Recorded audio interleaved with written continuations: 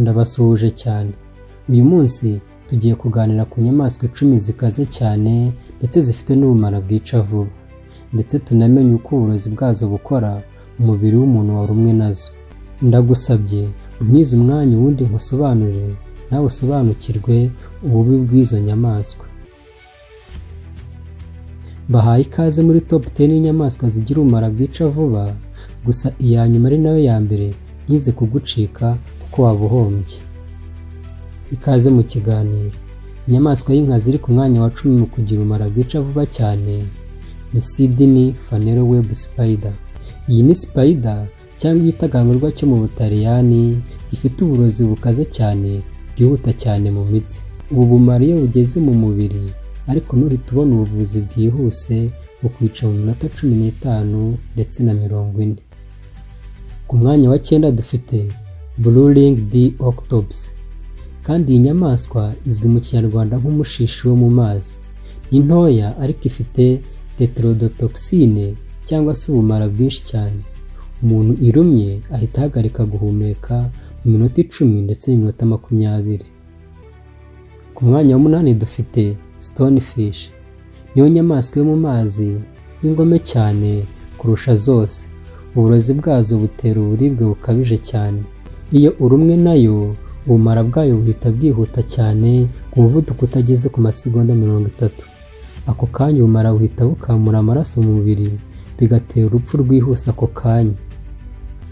Ku mwanya wa 7 dufite inzoka bita King Cobra. Niyo nzoka ifite ubumara bukaze cyane bwangiza ubwonko n'imitsi ku buryo urumwe nayo urupfu ruboneka hagati y'iminota 15 na 30.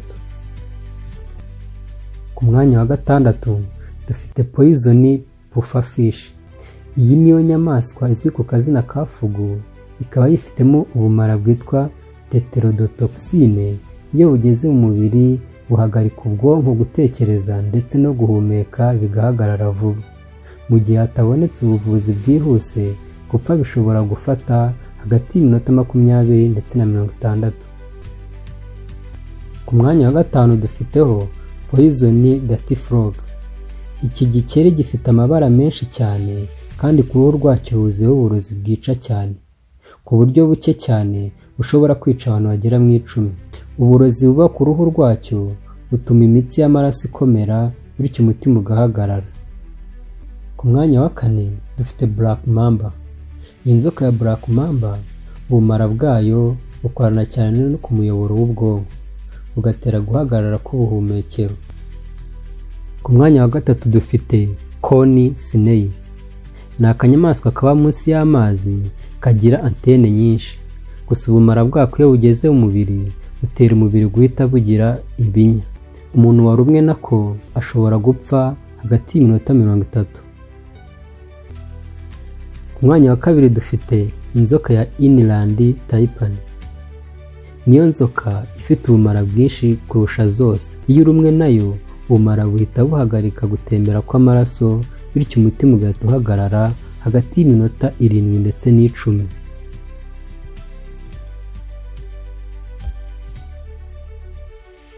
Ku mwanya wa 1 dufiteho Box Jellyfish.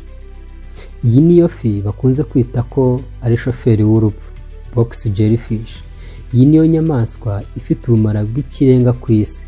Ubumara bwayo bwica mu minota iri hasi y'5 kuko butuma umutima uhagarara.